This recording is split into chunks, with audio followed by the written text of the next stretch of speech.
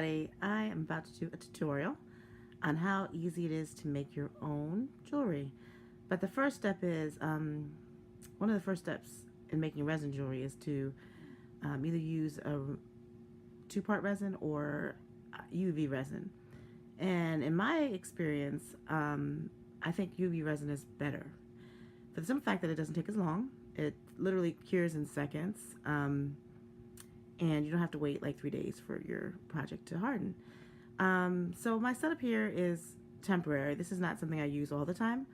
I'm just using it for the video because my desk looks like a mess. So as you can see here on the desk, on the little mini desk, I have a silicone mold that I got on Amazon, and I also got the UV resin that you see at the right from Amazon as well.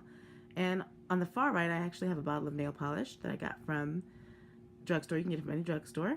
And on the left is my beautiful plant, my neon philodendron, and his name is Neo. So, actually, I think that's a pothos. I'm sorry, it's a neon pothos, but I named him Neo because gardening is something else that I'm really interested in. I love my houseplants. But before I get too wordy, let me go ahead and show you how it's done.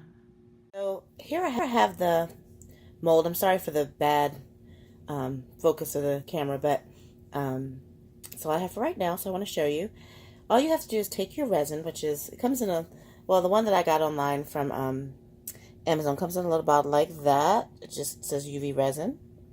And what you can do is you're going to open the bottle, and be careful with this stuff because it's very stinky and it's, you know, probably not the best for you. They say it's non-toxic, but the regular resins, they have you wearing ventilation masks. So be very careful with this when you're using it. It's very, very viscous and has like a really thick consistency. At the same time, you have to be careful to avoid spills.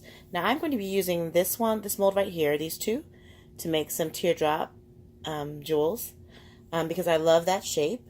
So what I'm going to do is I'm very carefully going to pour some of this resin into the mold, being careful not to overspill the edges. And if I do, I'll wipe it off with a paper towel before I try to cure it. So here we go. Try not to, you know, if you don't fill it up all the way the first time, just lift up because it's self-leveling. So what's going to happen is it's going to stay just like that. It filled up already. I don't know if you can see it on the camera, but you can see the difference between this side and that side, how that's, you know, it's filled out the whole thing. And I'm going to try to do one more. The second one is the challenging part because I'm doing this, trying to have some light. Let's see if I can do it left-handed. Probably not a very good idea, but, you know, we'll see how ambidextrous I am. Got it in there. A little bit more. It's not enough. Let's see, is it filling it out? Yeah, there we go, there we go. I think that's good enough. I made it. So, once you have that part done, that's actually the most challenging part of the entire process, okay? So you just cover that back up. Make sure not to breathe the fumes. On this part right here, I'm going to use a little nail lamp. It's a really inexpensive nail lamp that I didn't show you in the setup because it wasn't enough room at the time, but I'll show what it looks like. It kind of looks, it's really, really, really inexpensive one. So this about $10 for this actual, it looks like this. It's a rainbow mini. It has little legs, but I'm not going to, I mean, I can use the legs. I can set it down in the actual tray, but there are probably better ways to do this at the same time. All I need to do is put the lamp on for a couple of seconds. This one doesn't stay on continuously. You have to keep on pressing the button, but depending on the one you have, you'll be able to do this really, really easily. So give me a second and I will show you what. Okay, so here we go. So I'm going to press it on the first time, and there it goes. And I'm just going to sit it catty corner in there over top of my jewels. And be careful with this because it gives off like this. It actually gives off smoke. You can see the vapor as it's curing. You don't want to breathe that in. So make sure the room is well ventilated. You're not just inhaling the fumes. So like I said, this lamp is not going to stay on very long. It actually goes off pretty quickly. So I'm going to let it sit there so you can see exactly how long it took. You can actually see. So I'm going to zap it about, when the light goes off, I'll turn it on again. There it goes. Or maybe another couple of seconds. But this does not take long, and it's going to pop right out. But before we pop it out, I'm going to paint the back side with some nail polish so you can see. But you want to make sure you can, I don't know if you can see, but the sides are separating away from the mold. And that's how you know that it's curing and getting hard. And you don't want to touch it before it's hard because it's going to be sticky and create a mess. But if you do it correctly, it'll pop right out. And I was going to fast forward this part so you wouldn't be sitting here just looking at it cure. However, I wanted you to see how quickly you can do this. Now, I know they sell glass cabochons or, jewels, glass jewels, but, I wanted to be able to make the whole thing by myself. If there was a way for me to actually do, like the silver, gold jewelry settings, I would like to do that too. So you never know. One day I might learn how to do that as well. But for the meantime, I'm using polymer clay, resin, and a lot of things you could just do at home. So I'm going to do it one more time because I want to make sure it's not sticky. But I could already see that it's cured pretty well. So we're going to do it once more and see how, if I try to separate it from the mold, if it comes out. So while we're waiting for that to cure, some of the reasons for this channel is that I have been an artist for a while. I like to draw, I like to paint, write, all of that. But I never knew that I could actually make things, out of clay in my home without having that spinning wheel. You know how you see the potter's wheel and, you're all messy. And I'm like, I didn't want to invest. I just don't see myself doing that. So, but polymer clay is awesome because you just purchase like one of those little bricks of clay for like $2.79, $2.49. Sculpey has them. Fimo is another name. But the clay cures in the oven. You just bake on a cookie sheet. You can bake your pieces of jewelry. So that's why I'm interested in jewelry all of a sudden. So let's see if it's cured. So I just take that off.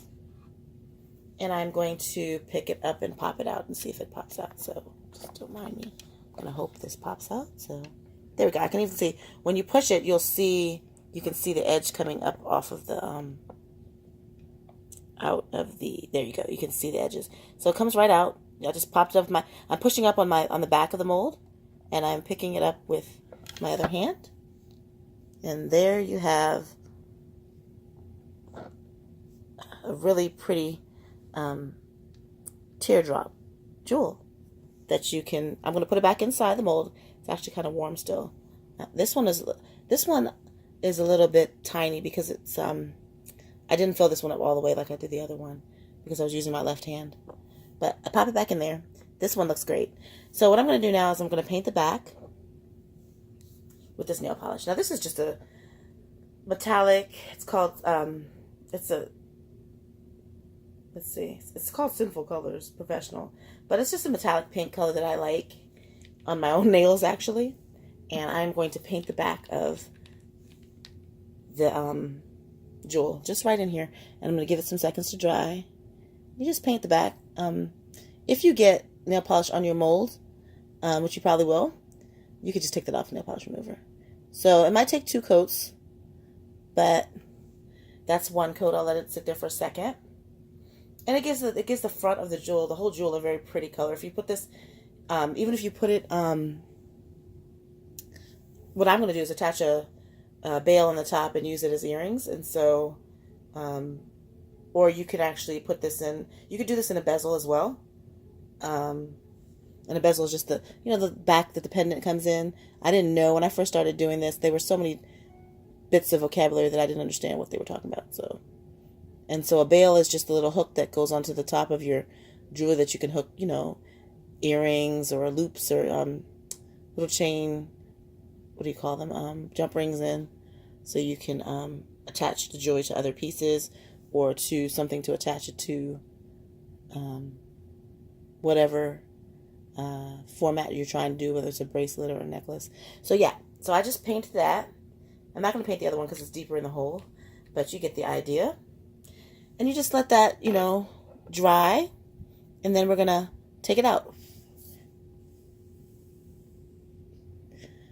You might need a couple coats depending on how, you know, how it spreads on the back of your, and just to make sure it's really cured, sometimes I go and I'll hit it again because maybe I was a little bit too anxious to get it done. So I'll just, you know, stick the lamp back on because this requires a little bit of patience, but not as much patience as the actual resin. Like I said in an earlier part of the video, that if you use the 2-part resin, like, you know, ice resin, you know, I think it's one called ice, or if you use the other resins out there, there's part A and part B, and you have to mix it first in the proper, I think it's a 1-to-1 ratio. You mix it, and also you have to wear like a ventilation mask or respiratory mask because it's really toxic. And then once you sit it there in the mold, you have to sit it there literally for days. Like after 24 hours, I think it hardens, but you have to do it for at least sit it there for 3 days. You don't take it out. So I gave it another zap just to make sure,